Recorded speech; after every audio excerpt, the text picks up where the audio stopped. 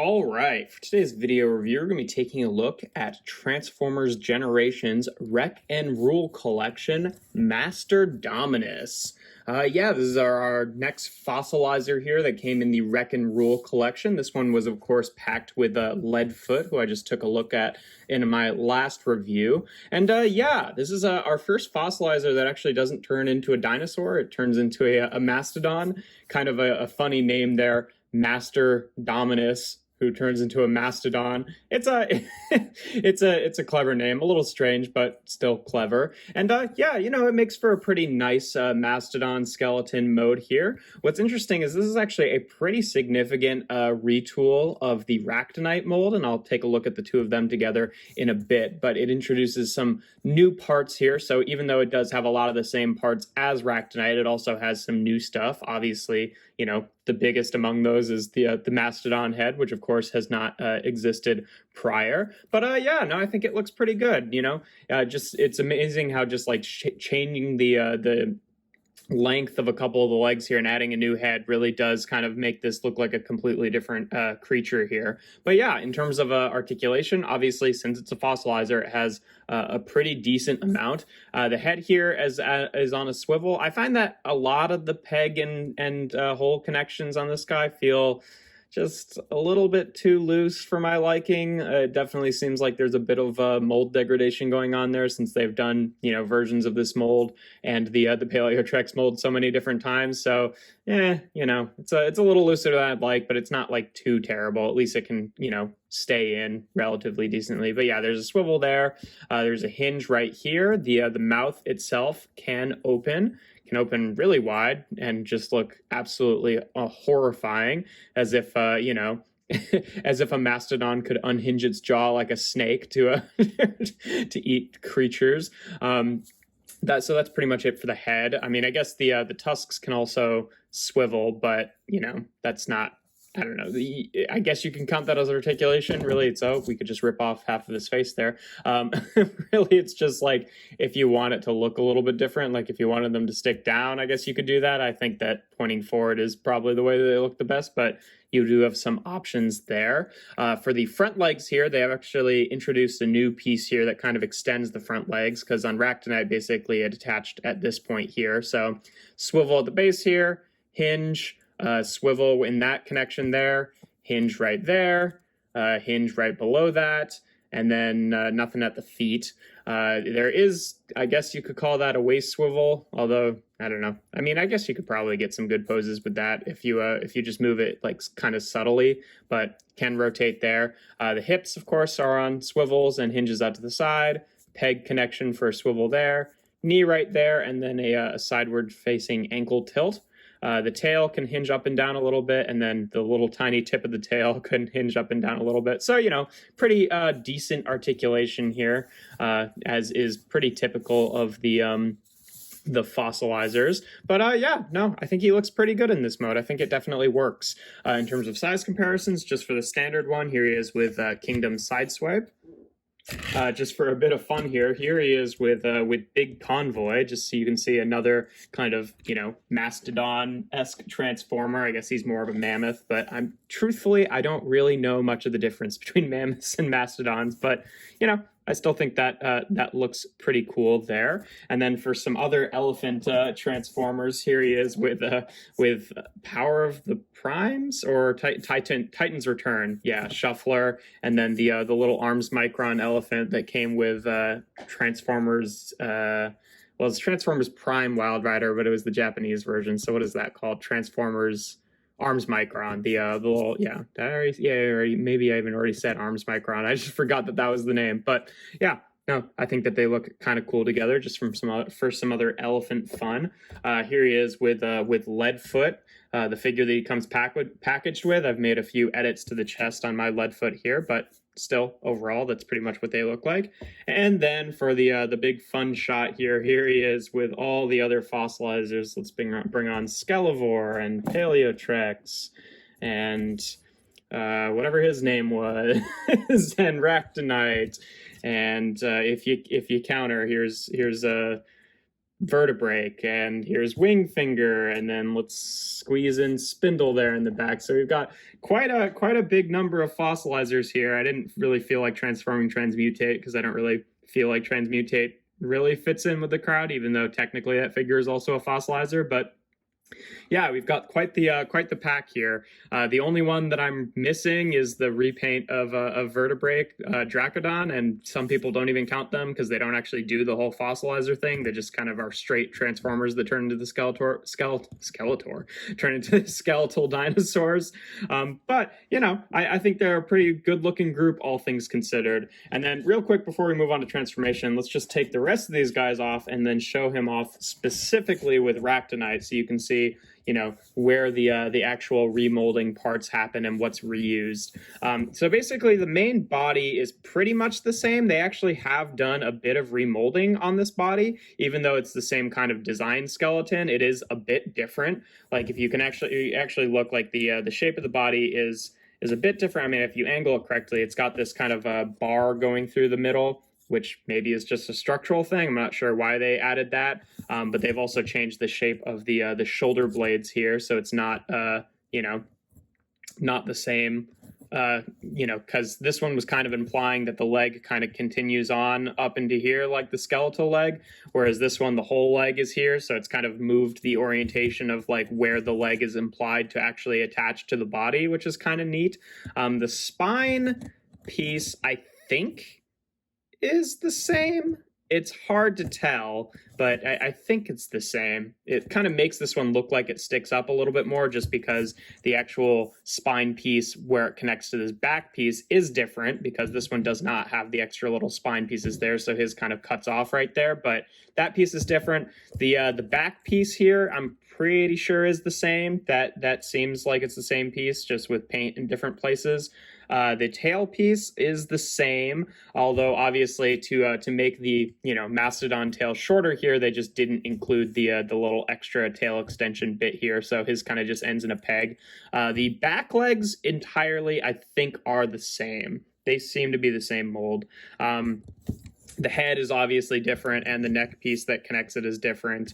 And then the front legs here, if you actually just want to, we'll take off the legs here. So this one has added a couple new extender bits so that it makes the front legs longer. But even these molds in and of themselves are slightly different. They're mostly the same mold, like, you know, in terms of the actual sculpting of it, but this one does have an extra peg sticking off of the back, where the back there that this one does not have, but otherwise they're the same. And I guess now that I look at it, these little connection bits are different too for whatever reason. So, you know, pretty decent amount of sculpting stuff, new sculpting there, and new molds and new parts added. So it really does kind of make it look like a pretty different creature. And even some of the main parts that are I switched their legs. I was like, why does that not fit?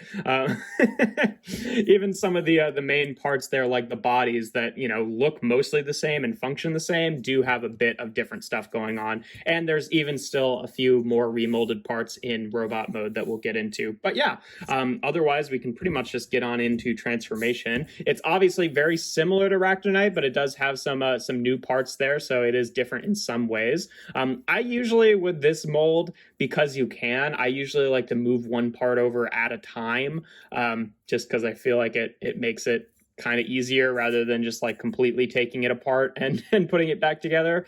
So first thing you want to do is take off the, nope, that's not even right. Take off the head here and just plug it into this port on the side, just like that. Want to kind of fold this piece out and then unpeg the, it's really tight actually in this, on this figure for some reason, but unpeg this bit. I think maybe this is painted and that might be why. I don't know, it's hard to tell, but you want to unpeg this bit and then plug that in to the bottom section here to be the legs, just like Ractonite. You want to take this piece and unplug it from there, and you want to do the same thing where it folds up and becomes the shoulder like Ractonite, but where Ractonite plugged in this way, they want you to plug this one in this way. So that's a bit of a difference there. And then these bits, I guess you do, well, yeah, you want to unpeg this, and then this will be kind of one of the arms here. You want to just peg that into the shoulder bit there. It kind of swaps sides, which I guess you were supposed to do on Ractonite too, but I always liked having the pegs face inward, but it actually matters for this guy, so you do have to have the peg holes facing outward. All right, we'll just leave that off to the side since it wants to keep coming off, but then you want to take this one and plug this into this little fold-out peg underneath the Mastodon head here, just like that, and then you can fold out the peg there. For these bits, these are the bits that they don't really have a good place for. They want you to just like plug them into the arm like this and then fold them down like that, which I think looks a little awkward, and I've got some kind of, you know, alternate options that I can show. And then you want to take this bit, unplug it from there, and this actually will plug into the side of the arm here, which is why you want that peg hole there, and then you can just rotate around the tusks there to give him kind of a claw weapon, and then take this little flap on his head and fold it up, and there you have Master Dominus in his robot mode. And yeah, he looks pretty cool. Obviously, it's the same kind of like weird chubby and lanky proportions that Ractonite had, but it definitely adds some new stuff here with the kind of big grotesque skull on the side of his head and the giant claw weapon. I think it's a pretty cool look. I'm not overly thrilled with the use of these bits here.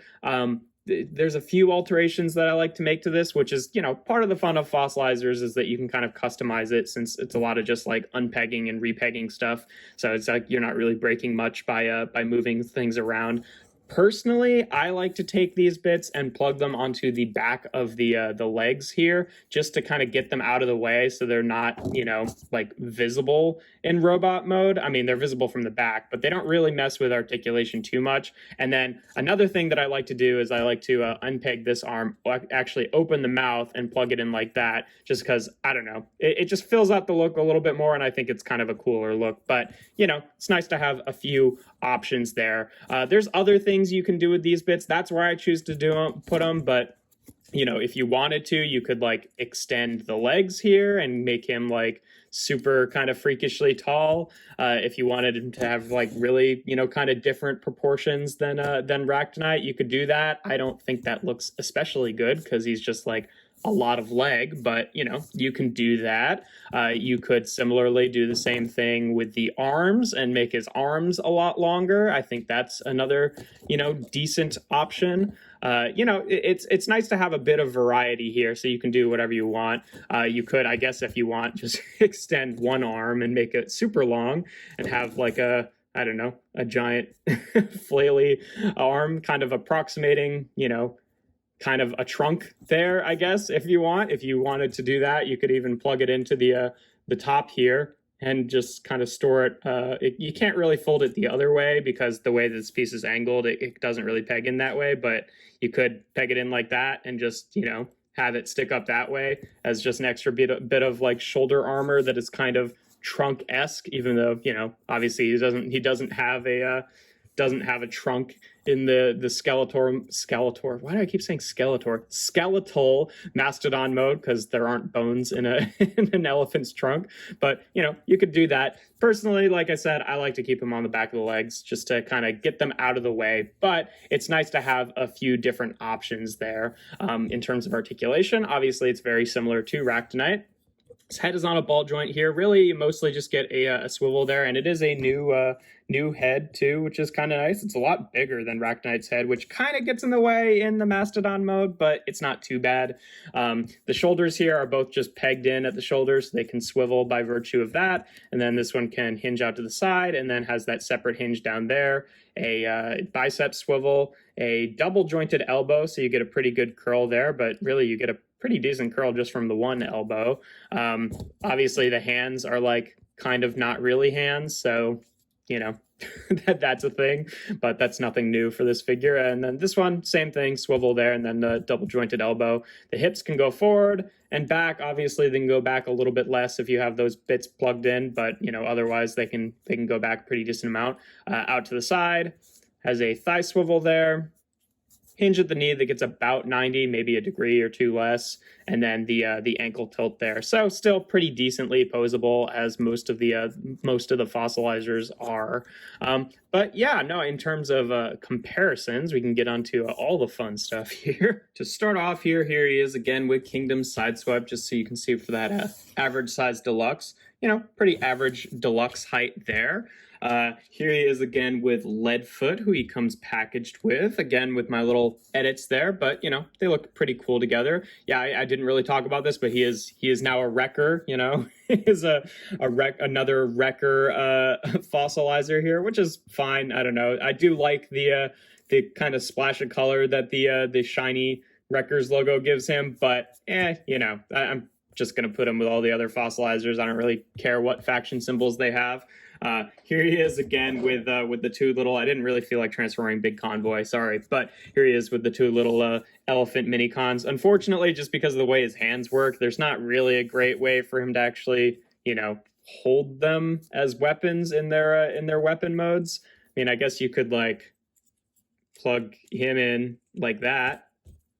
That's not bad, actually. That's kind of cool. His joints aren't really strong enough to support it, but that's cool, even though if the weapon mode for this one is kind of upside down, but that's still pretty cool. But either way, that's what he looks like with some more elephants. And then, all right, let's do it. All right, we've got all of our weaponizers, our fossilizers here, all in one shot in robot mode. Let's get them all on here. We'll even bring on Transmutate. And there's I always forget Vertebrake's name, but it's Vertebrake.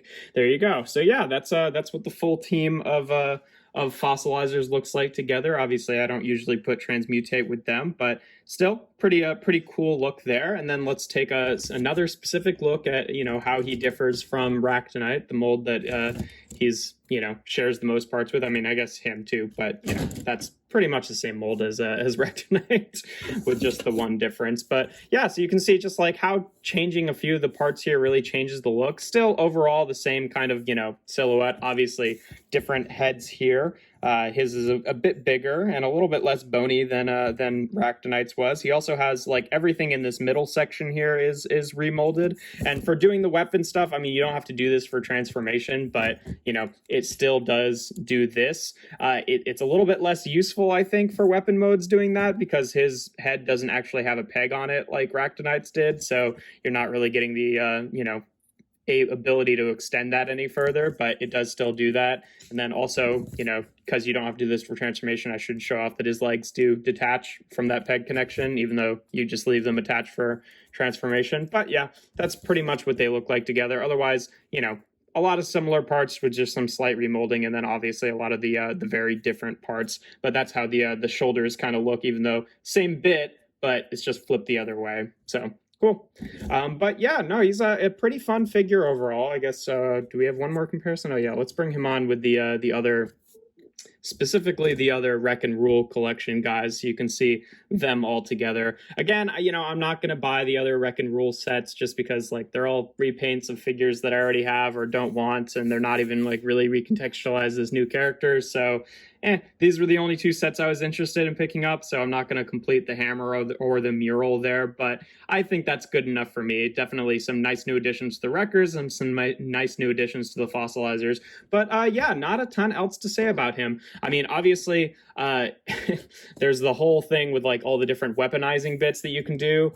With him, you can also, you know, unplug the tusks here, so like this can be kind of like a cool double-barreled gun, which is cool. It's kind of a shame that he can't really hold it. I mean, I guess you could still peg it onto the side of his arm there and do it that way, but not quite as convincing as if he was actually like holding it in a handle, which is, you know, something that it's always been a little bit sketchy about this figure, is like, oh, he's definitely doing the Beast Wars no real hands thing, where he's just got like the pegs that stick out for his hands, which is not the end of the world, especially for a kind of weird guy like him. It doesn't really bother me that much, but is worth mentioning there.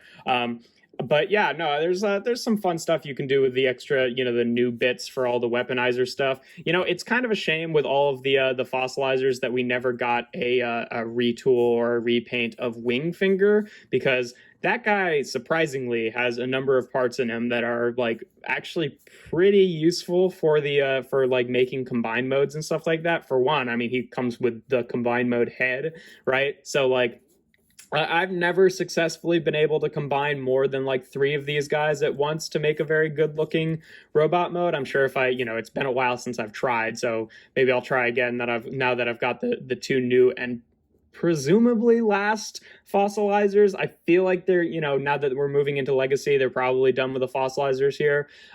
If we got any more, I would just kind of want it to be a Wingfinger retool in some way, just because I think it would be cool to have another version of that one, since we have so many Paleotrexes and so many Ractonites already. But I think this one will probably be the last, because originally we were thinking like, oh, maybe those Energon monsters that were showing up on the leaked Walmart listings we're going to be, using fossilizer molds or something like that. But those do seem to be just stand-in names for the new versions of the Pretenders that they're doing, like the Energon monster that was supposed to show up in the next wave of deluxes in Legacy was recently revealed as being a new version of Skullgrin. So I'm pretty sure everywhere where it says Energon monster in the listings is just a new Pretender character who they've not revealed yet. So it doesn't seem like we're going to be getting any new fossilizers, at least anytime soon. So I'm pretty satisfied with this as my fossilizers collection. I mean, there's a lot of them,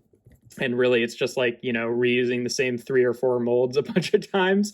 So I think they're a good looking group. But yeah, that's pretty much all there is to say about MASTERDOMINUS here. If you enjoy my videos, make sure to leave a like and consider subscribing. I do reviews every Tuesday, Thursday, and Sunday. And without further ado, here we have Transformers Generations Legacy Wreck and Rule Collection MASTERDOMINUS.